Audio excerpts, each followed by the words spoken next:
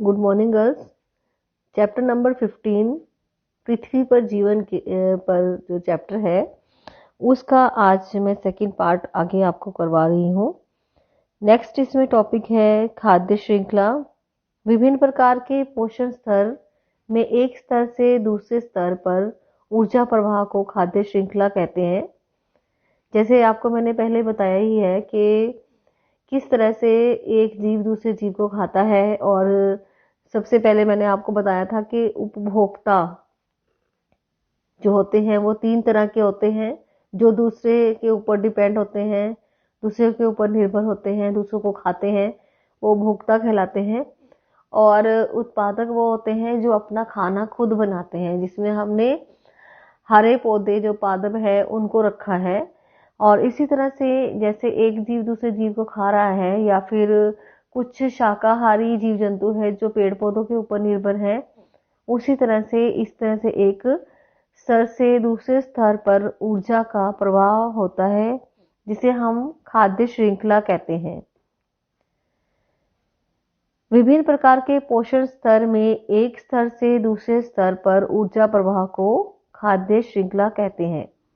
प्राथमिक उपभोक्ता जिसे प्राइमरी कंज्यूमर कहते हैं, उत्पादक पर निर्भर रहते हैं। जैसे शाकाहारी हैं जो है वो प्राथमिक उपभोक्ता कहलाते हैं, और उत्पादक जो अपना खाना खुद बनाते हैं पेड़ पौधे, उनके ऊपर निर्भर रहते हैं। जबकि प्राथमिक उपभोक्ता द्वितीयक उपभोक्ताओं के भोजन में प्राथमिक उपभोक्ता द्वितीयक उपभोक्ता के भोजन में इस्तेमाल किए जाते हैं, यानी उनके ऊपर निर्भर रहते हैं द्वितीयक उपभोक्ता।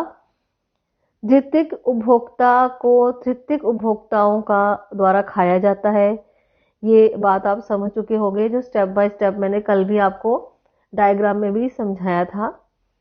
और इस तरह से जो अपघटक हैं प्रत्येक पोषण स्तर के मृतकों पर निर्भर रहते हुए उनको विभिन्न पदार्थों जैसे कार्बनिक एवं अकार्बनिक अवयवों में परिवर्तित करते हैं, जो मिट्टी की उर्वरकता के लिए पोषण तत्व है।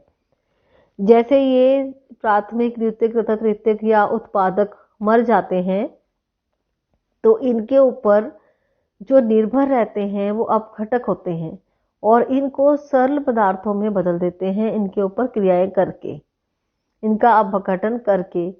तो जब ये सरल पदार्थों में बदल जाते हैं तो ये मिट्टी में मिल जाते हैं, और इस तरह से मिट्टी की उर्वरकता बढ़ जाती है। ये इनके अंदर जो तत्व पाए जाते हैं वो मिट्टी की उर्वरकता के लिए पोषक तत्व होते हैं। इस प्रकार पारितंत्र के जीवाणु भी खाद्य श्रृंखला से जुड़े रहते हैं। उदाहरण स्वरूप मेंढक जो है, मेंढक क्या करता है, फ्रॉग वनस्पति पर जीवित रहने वाले कीड़ों को खाता है। सांप मेंढक को खाता है, जबकि बाज सांप को अपना भोजन बना लेता है। इस प्रकार यह खाद्य क्रम एक श्रृंखला बनाते हैं। इसमें एक पोषण के एक स्तर से दूसरे स्तर पर ऊर्जा का रूपांतरण को ऊर्जा प्रवाह कहते हैं। फ्लो ऑफ एनर्जी, एक जगह से दूसरी जगह पर एनर्जी जो है फ्लो करती है। खाद्य श्रृंखला एक दूसरे से अलग ना होकर एक दूसरे से जुड़ी रहती है। जैसे अन्न पर निर्भर रहने वाला चूहा अनेक द्वितीयक उपभोक्ताओं का भोजन बनता है, तथा द्वितीयक उपभोक्ता के जीव तृतीयक उपभोक्ता का या मांसाहारी जीवों का भोजन बनते हैं।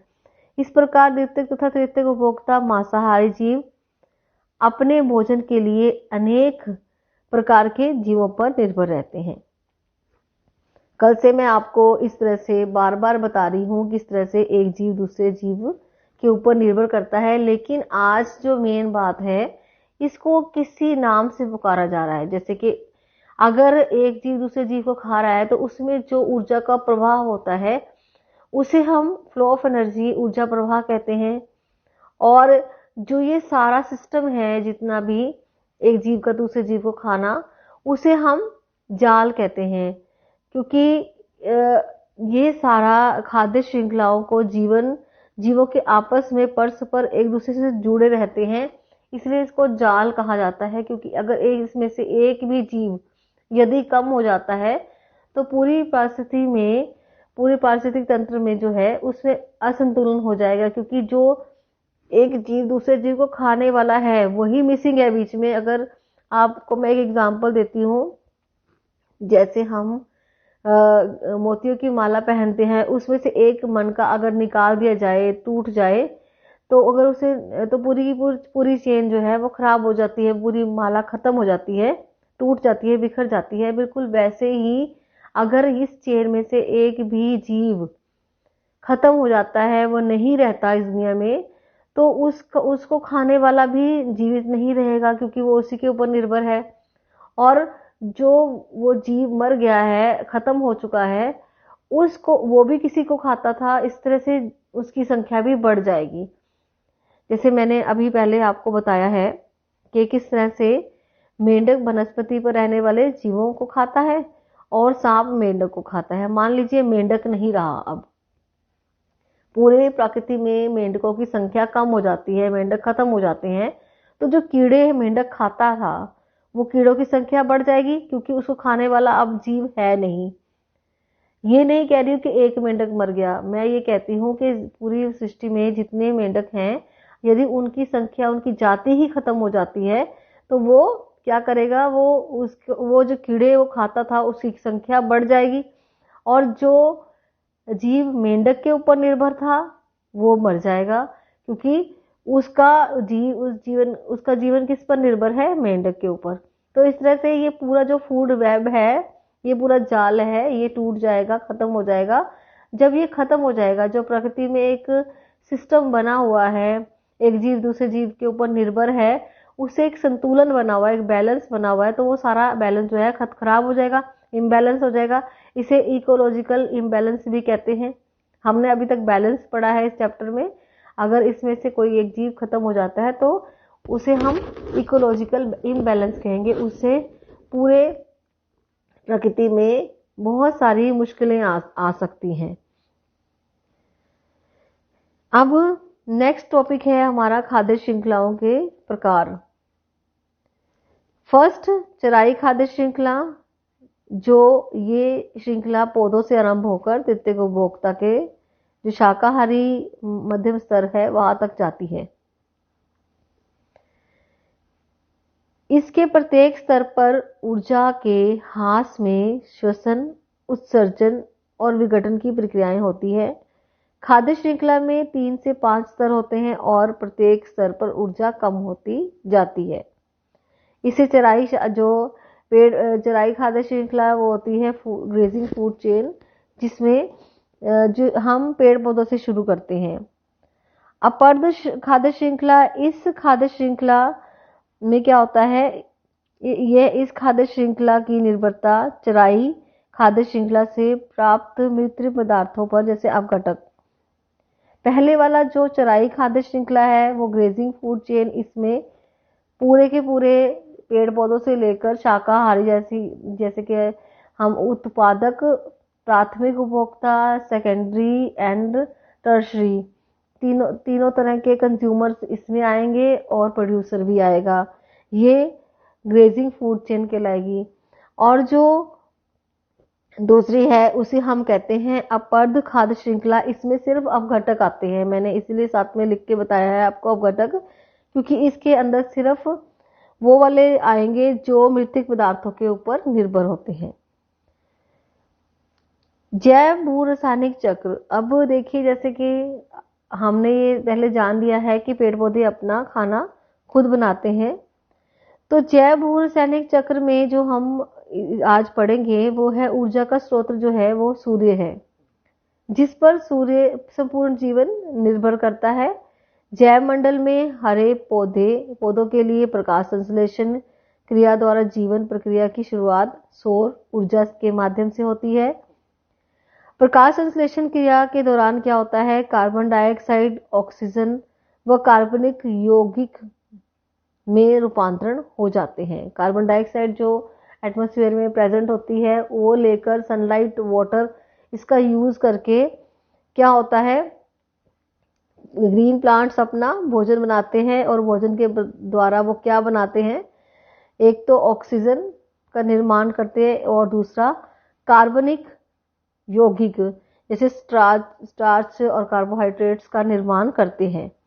प्रकाश संश्लेषण की क्रिया में धरती पर पहुंचने वाले सूर्य के प्रकाश का केवल 0.1% काम आता है, जिसका आधे से अधिक भाग श्वसन विसर्जन क्रिया में और शेष भाग पौधों के अन्य भागों में अस्थायी रूप से संचित हो जाता है। पृथ्वी पर जीवन विभिन्न प्रकार के पारिस्थितिक अंतर संबंधों पर जीवित है। जीवधारी विविधता एवं बहुलता में जीवित रह सकते हैं क्योंकि इसमें ऊर्जा, जल एवं पोषक तत्व की उपस्थिति और उपलब्धता विभिन्न भागों में साथ साथ महीनों में भी विभिन्नता मिलती है। पिछले 100 करोड़ वर्षों में वायुमंडल एवं जलमंडल की संरचना में रासायनिक घटकों का संतुलन पाया जाता है। पौधों एवं प्राणी उत्पादों से होने वाले चक्रीय प्रवाह द्वारा स्थिर रहता जाता है। जैसे कि वायुमंडल में जो रासायनिक घटक पाए जाते हैं, नाइट्रोजन, ऑक्सीजन, कार्बोहाइड्रेट, ये जो पाए जाते हैं, और जलमंडल में जितने भी रासायनिक पाए जाते हैं, इनका जो बैलेंस है ये किसके द्वारा किया जाता है, पेड़ पौधों के द्वारा और प्राणी के द्वारा। क्योंकि मैं एक एग्जांपल देती हूँ, जैसे कार्बन डाइऑक्साइड की मात्रा जो वायुमंडल में पाई जाती है उसका बैलेंस कौन कर रहा है, पेड़ पौधे कर रहे हैं। यदि पेड़ पौधे नहीं होंगे तो क्या होगा, वायुमंडल में कार्बन डाइऑक्साइड की मात्रा बढ़ जाएगी और इससे क्या होगा, जो कार्बन डाइऑक्साइड हम सांस लेने से छोड़ते हैं वो भी हमारे आसपास बहुत अधिक मात्रा में पाई जाएगी, तो हमारा दम घुटेगा। जैसे हम एक इसकी एग्जांपल दे सकते हैं,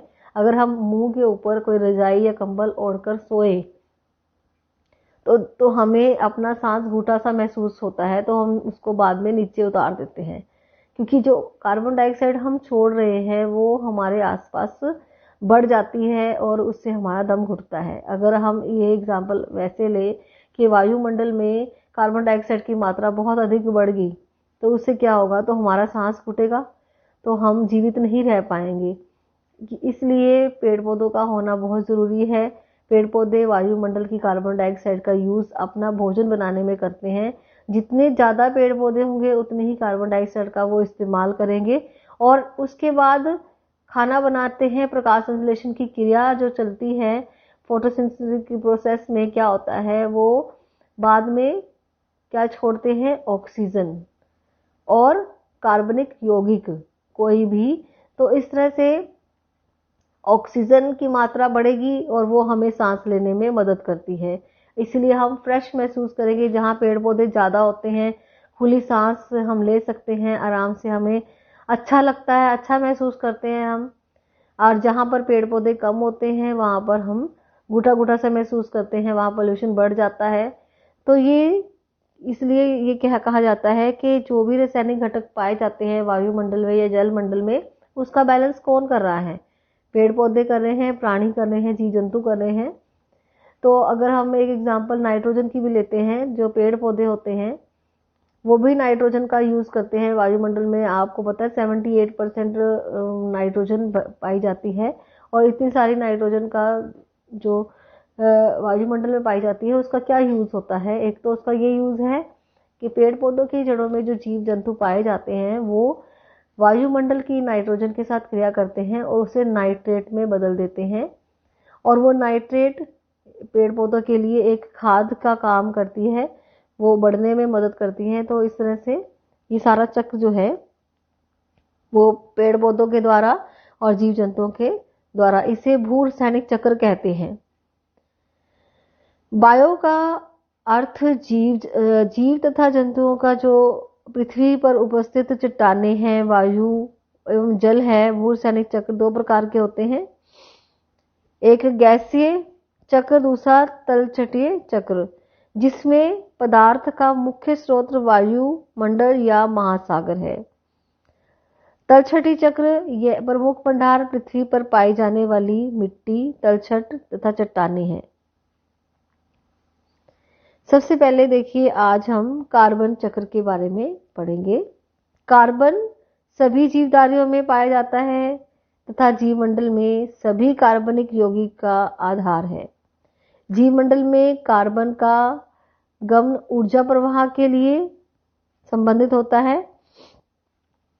कार्बन में के गैसीय एवं अगैसीय के मध्य आदान प्रदान की प्रक्रिया को कार्बन चक्र कहते हैं। कार्बन चक्र कार्बन डाइऑक्साइड का परिवर्तित रूप है। कार्बन पौधों में प्रकाश संश्लेषण की प्रक्रिया से कार्बन डाइऑक्साइड के यौगीकरण के रूप में परिवर्तित होता है। अब बार बार हम प्रकाश संश्लेषण की क्रिया के बारे में जान चुके हैं। प्रकाश संश्लेषण द्वारा कार्बोहाइड्रेट्स का निर्माण होता है। वायुमंडल की कार्बन डाइऑक्साइड को पेड़ पौधे ग्रहण करते हैं और उस प्रक्रिया के द्वारा, जो मैंने अभी आपको बताया था कि सनलाइट के साथ और वाटर के साथ, और जो पेड़ पौधों में हरा पदार्थ पाया जाता है जिसे क्लोरोफिल कहते हैं, उसके साथ पेड़ पौधे अपना प्रकाश संश्लेषण की प्रक्रिया को पूरा करते हैं। और इस प्रक्रिया के दौरान क्या बनाते हैं, एक तो मैंने बताया है आपको कि ऑक्सीजन का निर्माण होता है, ऑक्सीजन भी छोड़ते हैं। दूसरा, कार्बोहाइड्रेट्स का निर्माण करते हैं, जैसे इस प्रक्रिया के द्वारा ग्लूकोज बनता है, कार्बोहाइड्रेट्स बनते हैं जो कार्बनिक यौगिक है, जैसे स्टार्च, सेलुलोज, सुक्रोज, इनका निर्माण होता है जो पौधों में पाया जाता है, जिसे हम पौधे खाते हैं। कुछ प्लांट्स जैसे कार्बोहाइड्रेट्स उनमें पाया जाता है, वो प्लांट जब हम खाते हैं तो वो कार्बोहाइड्रेट्स हमारे अंदर जाते हैं। ठीक है, तो ये कार्बोहाइड्रेट्स कैसे बने? ये बने जब पेड़ पौधे अपना भोजन बनाते हैं। वायुमंडल की कार्बन डाइऑक्साइड का यूज किसने किया? जंतुओं ने तो इसे छोड़ा है। देखो एरो ऊपर से ऊपर की तरफ जा रहा है, जंतुओं ने इसे श्वसन क्रिया द्वारा छोड़ा है कार्बन डाइऑक्साइड को। और जंतुओं को किसने खाया? जब वो मर जाते हैं तो अपघटन हुआ उनका और वो मिट्टी में मिल गए, और मिट्टी से वही दोबारा पेड़ पौधे कार्बन डाइऑक्साइड का यूज कर रहे हैं। देखो एरो नीचे की तरफ आ रहा है, और पेड़ पौधों को फिर जंतुओं ने खाया, फिर वो वायुमंडल में चली गई। ठीक है ना, हम पेड़ पौधे खा रहे हैं, पहले जो कार्बन तत्व पाए जाते हैं पेड़ पौधों के अंदर वो हमने खा लिए। अब हम सांस ले रहे हैं, हम कार्बन डाइऑक्साइड छोड़ रहे हैं। कार्बन डाइऑक्साइड कहाँ जा रही है? वायुमंडल में। इस तरह से ये देखो दो एरो बने हुए हैं, ये वाले दो एरो जो बने हुए हैं, जो मैंने आपको अभी बड़े करके दिए हैं, पादप द्वारा संवांगीकरण और पादप श्वसन। ये एरो देखो ऊपर से पहले नीचे की ओर आ रहा है, यूज किया पेड़ों ने और पेड़ों को खाया जंतुओं ने। जंतुओं के सांस लेने से फिर वायुमंडल में कार्बन डाइऑक्साइड चली गई। ठीक है, और ये यहाँ पे भी यही बताया है कि जंतुओं के द्वारा जो वायुमंडल में गई है और जंतु नीचे चले गए, अपघटन हो गया, वो मिट्टी में मिल गए। और उसके बाद यहाँ पर क्या है, मृदा के द्वारा भी जो गैस वगैरह उसमें से निकलती है और उसको कहते हैं मृदा श्वसन, और उससे क्या होता है, वो भी कार्बन डाइऑक्साइड बाहर निकलती है, तो वो भी कहाँ जाएगी? वायुमंडल में कार्बन डाइऑक्साइड। इस तरह से एक वायुमंडल में कार्बन डाइऑक्साइड का एक चक्र चल रहा है, और इसका यूज पेड़ पौधे कर रहे हैं कार्बन डाइऑक्साइड का, और पेड़ पौधों को हम खा लेते हैं। इस तरह से जो कार्बोहाइड्रेट्स पेड़ पौधों ने बनाए थे वो भी कार्बन के तत्व हैं, वो भी हमारे अंदर चले जाते हैं। हम छोड़ते हैं कार्बन डाइऑक्साइड, लेकिन हम पेड़ पौधों के द्वारा फिर कार्बोहाइड्रेट्स, ग्लूकोज, सुक्रोज, ये जो कार्बनिक यौगिक है ये हम खा लेते हैं, फिर हमारे अंदर चलेगी, फिर हम सांस लेके फिर छोड़ देते हैं।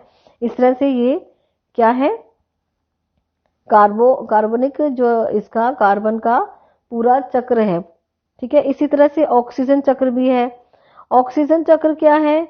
इसमें आप यहाँ देखिए, समझिए, जैवमंडल में ऑक्सीजन के संचार तथा अन्य तत्वों के चक्रण प्रक्रिया में इसकी भूमिका महत्वपूर्ण होती है। ऑक्सीजन प्रकाश संश्लेषण क्रिया का प्रमुख सह प्रमाण है। जैसे मैंने आपको बताया था कि जब फोटोसिंथेसिस की प्रक्रिया होती है, प्रकाश संश्लेषण की क्रिया, इसमें ऑक्सीजन निकलती है।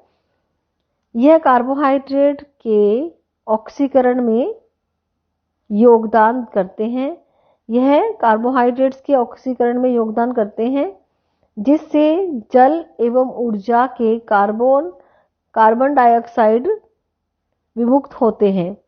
स्थलीय तथा महासागरों में जो जीव पाए जाते हैं उनके द्वारा जब प्रकाश संश्लेषण के समय जो जीवित जो ऑक्सीजन का वायुमंडल में प्रवेश तथा सागरीय तथा स्थलीय जंतुओं द्वारा श्वसन क्रिया ऑक्सीकरण की प्रक्रिया होती है, उसे ऑक्सीकरण कहते हैं। ऑक्सीजन चक्र बहुत ही जटिल प्रक्रिया है। ऑक्सीजन बहुत सारे रासायनिक तत्वों तथा सम्मिश्रणों में पाई जाती है। ये नाइट्रोजन के साथ मिलकर नाइट्रेट भी बनाती है तथा अन्य खनिज तत्वों के साथ, जैसे कि ऑक्सीजन का क्या होता है, आयरन ऑक्साइड, ठीक है, एल्युमिनियम ऑक्साइड, बहुत सारे खनिज तत्वों के साथ मिलकर ऑक्साइड बनाती है। प्रकाश संश्लेषण की क्रिया द्वारा सूर्य प्रकाश में जल अणुओं में भी ये ऑक्सीजन होती है, उत्पन्न होती है। देखिए, अगर मैं आपको बता रही थी कि प्रकाश संश्लेषण की क्रिया है, जब वो संपन्न होती है उसमें वाटर चाहिए होता है, तो वाटर में क्या है, उसका क्या है फॉर्मूला, H2O, तो उसमें भी ऑक्सीजन प्रेजेंट है।